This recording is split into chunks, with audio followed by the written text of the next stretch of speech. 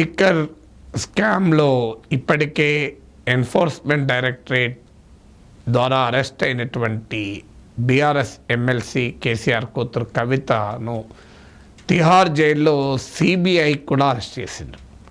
అంటే సిబిఐ కూడా ఫార్మల్గా ఇదే కేసులో విచారణ జరుపుతోంది. వాస్తవంగా సిబిఐ ఈడీ రెండు కూడా విచారణ జరుపుతున్నాయి. సో సిబిఐ కూడా కవితను అరెస్ట్ చేసినట్లుగా మీడియా కథనం.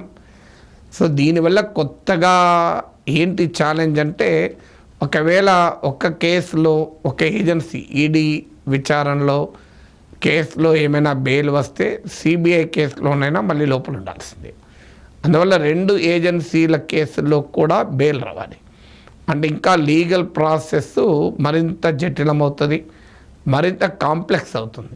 ఎందుకంటే ఈడీ కేసులోనే ఇంటరిమ్ బెయిల్ కూడా రాలేదు. ఇటీవల కవిత కొడుకుకు ఎగ్జామ్స్ ఉన్నాయి, ఎగ్జామ్ యాంగ్జైటీ ఉంది, అందువల్ల తాత్కాలిక బెయిల్ ఇవ్వమని అడిగినా కూడా కోర్టు నిరాకరించింది.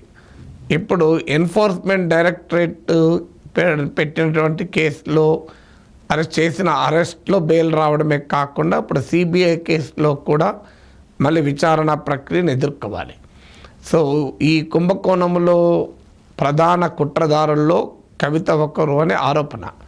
అంటే one of the kingpins అని, one of the principal conspirators అని. అంటే ఢిల్లీ ఆప్ నాయకత్వానికి సౌత్ గ్రూప్గా పిలువబడే లిక్కర్ కంపెనీ లాబీకి మధ్య జరిగినటువంటి ఒక డీల్ ఇది అనేది సిబిఐ ఈడీ ఆరోపణ. ఇందులో ఢిల్లీ లిక్కర్ పాలసీని సౌత్ గ్రూప్కు అనుచిత ప్రయోజనాలు వచ్చే రీతిలో దాన్ని మ్యానిపులేట్ చేశారు. అందుకు బదులుగా 100 కోట్ల రూపాయల ముడుపుల్ని ఈ సౌత్ గ్రూపు ఆప్ నాయకత్వానికి చెల్లించింది. అది గోవా ఎన్నికల్లో, పంజాబ్ ఎన్నికల్లో ఉపయోగించారన్నది ప్రధానమైన అభియోగం.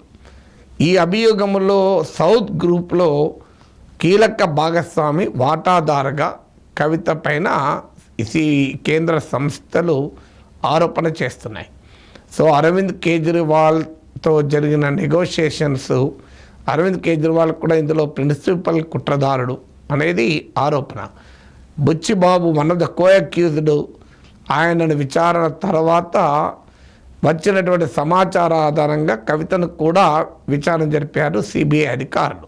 జైలుకే వెళ్ళి కోర్టు అనుమతితో ఆ జైల్లోనే కవితను విచారించారు. ఆ విచారణ ప్రక్రియ అనంతరం ఆమెను ఫార్మల్గా అరెస్ట్ చేశారు.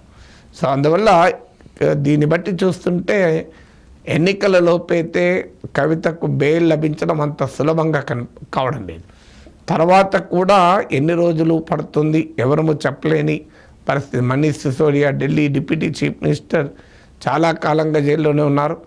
ఇప్పుడు అరవింద్ కేజ్రీవాల్ కూడా కేసు అర్జెంటుగా విచారించాలని సుప్రీంకోర్టు అడిగితే సుప్రీంకోర్టు అందుకు అంగీకరించలే. ఐ థింక్ 16వ తేదీ డేట్ ఇచ్చారు.